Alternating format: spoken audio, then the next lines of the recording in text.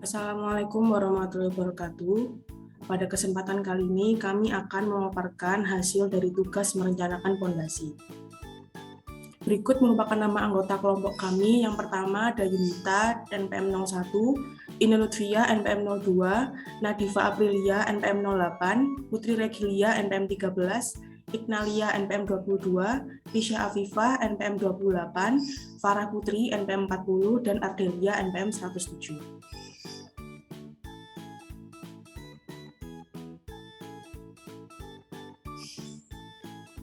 Sebelumnya saya akan menjelaskan tentang definisi pondasi. Pondasi adalah struktur terbawah dari sebuah bangunan yang berfungsi untuk meneruskan beban bangunan, baik itu bangunan gedung, jembatan, dan lain-lain ke tanah yang berada di bawahnya.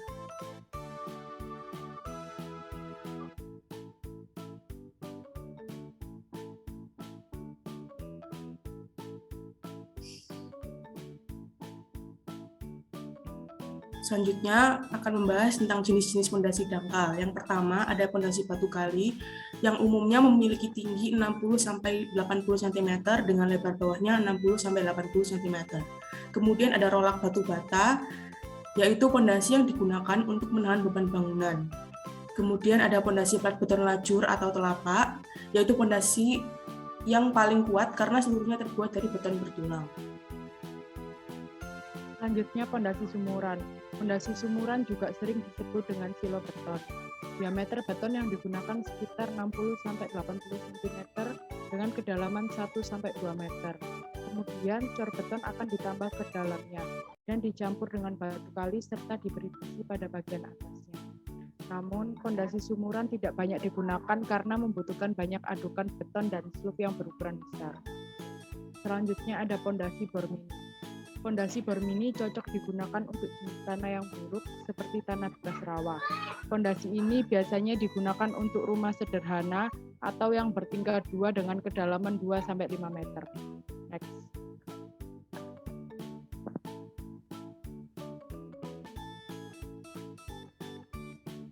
Selanjutnya ada faktor-faktor yang mempengaruhi pemilihan jenis pondasi. Yang pertama ada faktor kekuatan dan stabilitas struktur.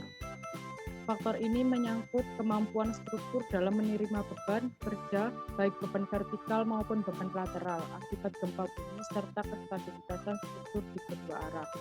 Yang kedua ada faktor ekonomi dan kemudahan implementasi. Berbagai jenis sistem struktur dapat digunakan dalam sebuah bangunan. Oleh karena itu, faktor ekonomi dan kemudahan pelaksana merupakan faktor yang mempengaruhi sistem struktural yang akan dipilih. Lalu yang ketiga ada faktor kapasitas struktur. Pemilihan sistem struktur juga harus mempertimbangkan kemampuan struktur. Yang keempat ada kondisi tanah pondasi. Kondisi tanah pondasi berkaitan dengan jenis pondasi yang sesuai. Lalu yang kelima ada faktor struktur di atasnya. Kondisi suprastruktur akan sangat mempengaruhi pemilihan jenis pondasi. Lalu yang keenam ada faktor lingkungan sekitar. Faktor lingkungan sekitar, kondisi tapak proyek termasuk dalam batasan ini, di mana perlu diingat bahwa pekerjaan pondasi tidak boleh mengganggu atau membahayakan bangunan dan lingkungan sekitarnya. Lalu yang terakhir ada faktor dan biaya waktu pengerjaan. Suatu proyek pembangunan akan memperhatikan dengan cermat faktor dan biaya dalam pelaksanaan pekerjaan.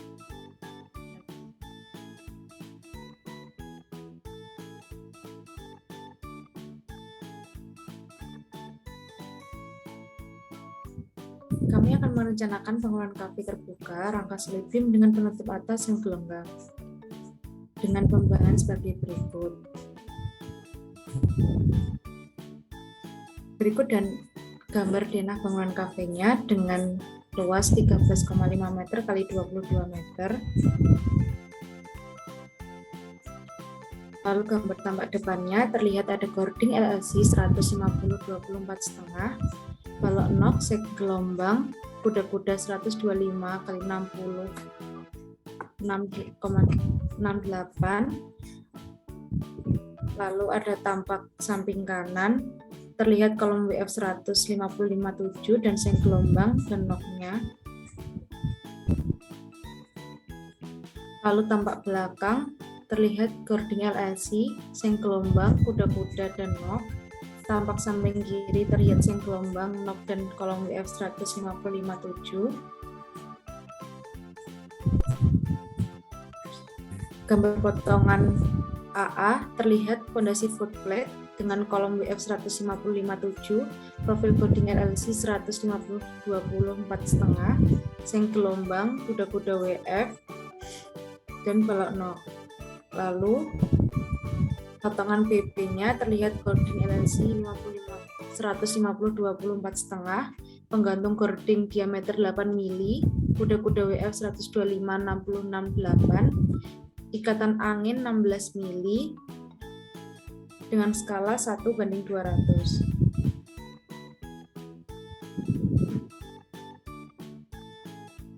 Selanjutnya untuk perhitungan pembebanan, yang pertama ada beban kuda-kuda. Untuk di beban kuda-kuda, yang pertama ada beban mati atau disebut dengan GD. Berat atap dari jarak miring gording dikali berat seng. Jarak miring gording sendiri 1,89 meter dan berat sengnya 2,73 dan dihasilkan 5,16 kg per meter. Untuk berat profil gordingnya 7,43 kg per meter dan dijumlahkan dengan hasil 12,59 kg per meter. Dan ada berat pengikat 10% dari penjumlahan berat atap dan berat profil gording yang dihasilkan 1,259 kg per meter.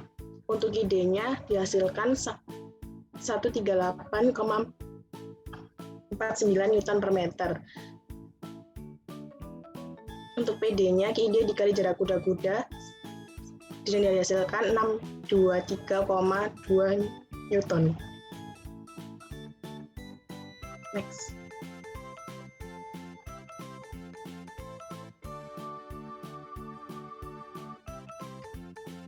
Untuk selanjutnya ada beban hidup atau disebut dengan KL. Untuk KL sendiri, KL dikali jarak datar gording dan dihasilkan 366 Newton per meter dan PL-nya KL dikali jarak kuda-kuda dan dihasilkan 1647 Newton.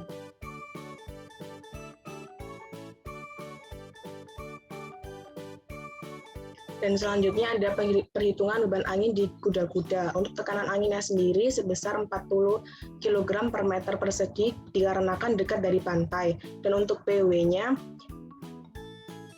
tekanan angin dikali jarak kuda-kuda dikali jarak miring gording dengan dihasilkan 3.402 Newton.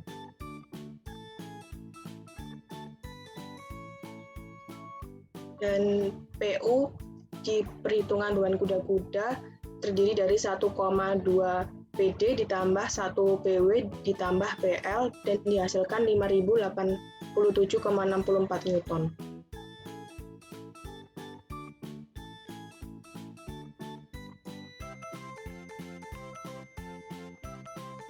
Selanjutnya ada beban balok. Yang pertama yaitu beban mati.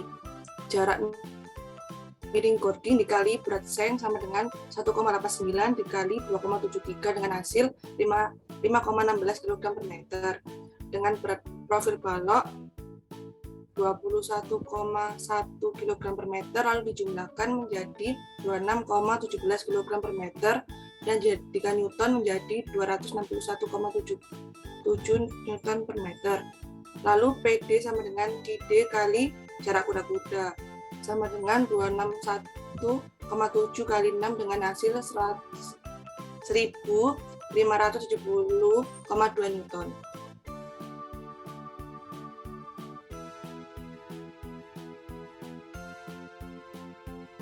Lalu ada beban hidup IL. Beban hidup terbagi rata akibat air hujan. IL sama dengan IL kali jarak datar gording sama dengan 20 kali 1,83 dengan hasil 336,6 kg per meter. Lalu jadikan Newton menjadi 366 Newton per meter. Lalu PL sama dengan KL kali jarak kuda-kuda dengan 366 kali 4,5 dengan hasil 1647 Newton.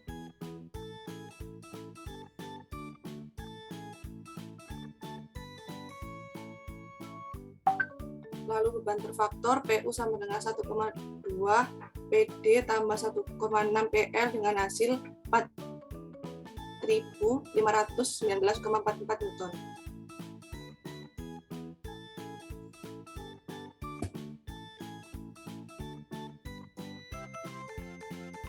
Lalu beban kolom direncanakan kolom menggunakan profil WF 100 kali 50 kali 5 kali 7 mm. Perhitungan dilakukan dengan menggunakan sak 2000, didapatkan hasil Pmax sama dengan 210,31 Newton.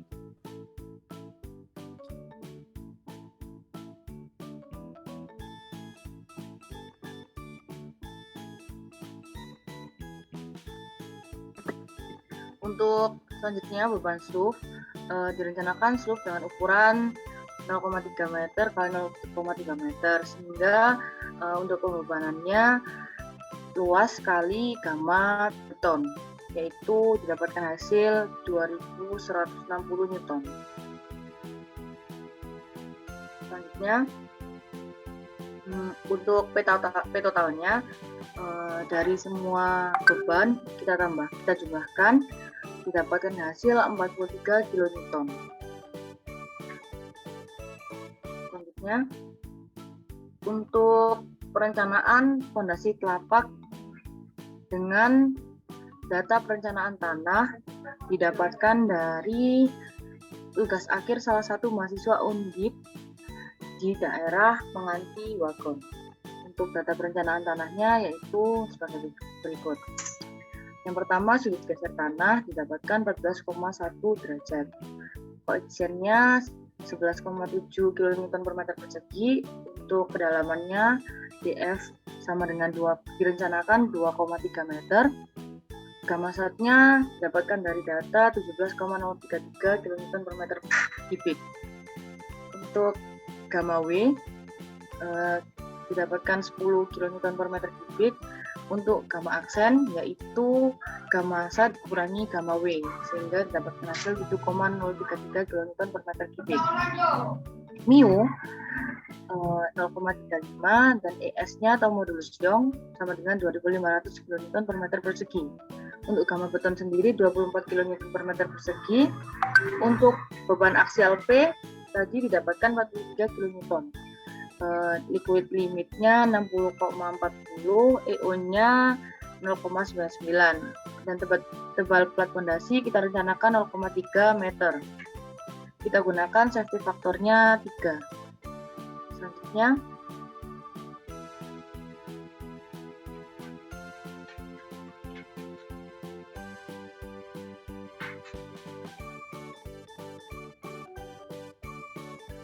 gambarnya terlihat di sini. Untuk beban aksialnya P sama dengan 43 kN dengan kedalaman 2,3 meter dengan tebal plat 0,3 meter. Ini direncanakan pada tanah lempung. Dan kita rencanakan lebar pondasinya yaitu 2 kali 2 meter. Di sini kita trial and error dengan lebar pondasi 2 meter. Diketahui tadi sudut gesernya 14,1 derajat lebih kecil dari 28 derajat, sehingga kondisi ini disebut kondisi local shear failure. Untuk rumus Q kita pakai rumus Terzaghi, yaitu 1,3 C aksen kali NC tambah DF kali gamma aksen kali NT tambah 0,4 gamma aksen kali B kali N gamma. Ini kita gunakan C aksen dan gamma aksen karena kondisi local shear failure dan pada kondisi MAT di atas, pada kondisi MAT di permukaan tanah karena termasuk tanah lempung. Jadi di sini kita dapatkan interpolasi tabel Terzaghi dengan sudut geser 14,1 derajat, kondisi local shear failure, NC didapatkan 9,394, NP didapatkan 2,556, dan N gamma didapatkan 0,2828. Sehingga kita masukkan ke ultimate-nya, di mana C aksen tadi 2/3 kali C didapatkan 7,8 kN per meter persegi. Sehingga Q ultimate-nya didapatkan 141,2606 kN per meter persegi. Untuk Q all-nya yaitu Q ultimate dibagi 1 faktor, didapatkan 47,087 kN per meter persegi.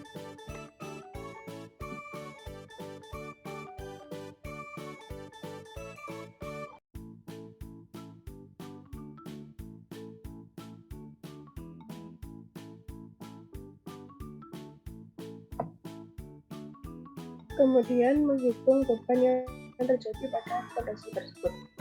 P sama dengan 43 kN. Beban merata di atas fondasi, Q total, Q plat fondasi sama dengan 0,3 kali 24 sama dengan 7,2 kN per meter persegi. Q tanah sama dengan 2,3 dikurang 0,3 dikali 11,1 sama dengan 22, kN per meter persegi. Total sama dengan 7,2 ditambah 22,2 sama dengan 29,4 kN per meter persegi.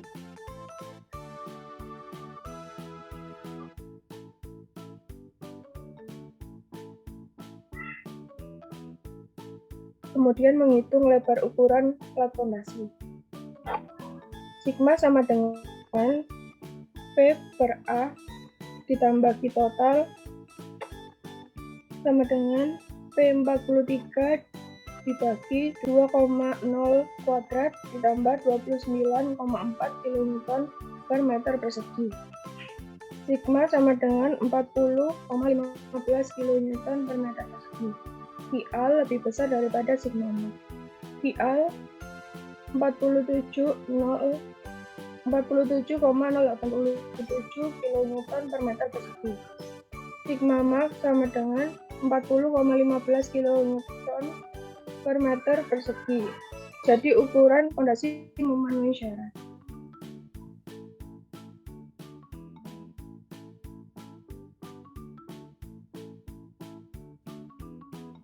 Selanjutnya yaitu menghitung penurunan. Untuk penurunan segera atau SI, yang pertama untuk CF atau faktor pengaruh, rumusnya yaitu L per B. Untuk L-nya 2 dan untuk B-nya 2, jadi untuk CF-nya diperoleh 1.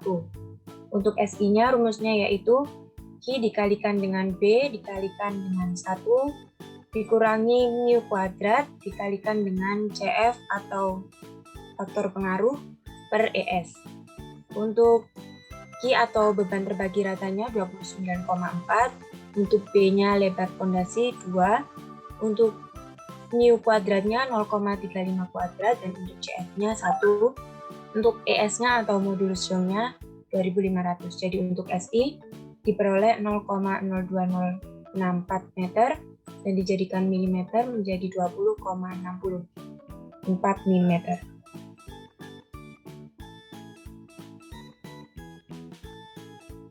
Selanjutnya penurunan akibat konsolidasi primer atau SC. Yang pertama mencari CC terlebih dahulu, rumusnya yaitu 0,009 dikalikan LL min 10. Jadi untuk CC diperoleh 0,454. Kemudian untuk tegangan awalnya, rumusnya yaitu gamma aksen dikalikan DF ditambah gamma aksen dikali 4 ditambah gamma sat dikurangi gamma W dikalikan 4. Untuk gamma aksennya diperoleh 7,033, untuk DF atau kedalamannya 2,3, kemudian gamma satnya 17,033 dan untuk gamma W-nya 10. Dan untuk tegangan awal diperoleh hasil 72,44. Selanjutnya SC. SC ini rumusnya yaitu CC dikalikan HC per 1 plus EO dikalikan log tegangan awal ditambah delta tegangan per tegangan awal.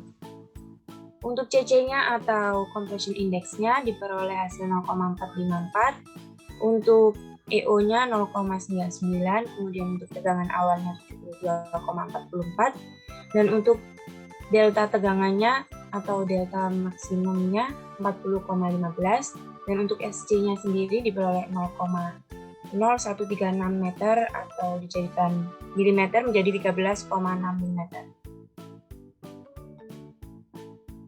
Untuk S totalnya yaitu S1 ditambahkan SC sama dengan 20,64 ditambah 13,6, hasilnya yaitu 34,24 mm.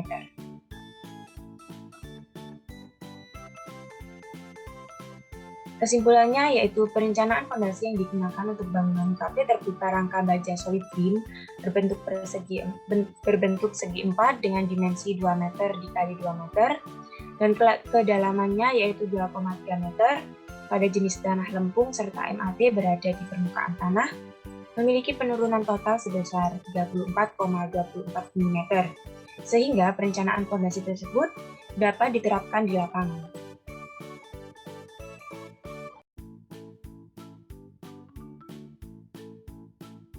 Sekian presentasi dari kelompok kami. Terima kasih. Wassalamualaikum warahmatullahi wabarakatuh.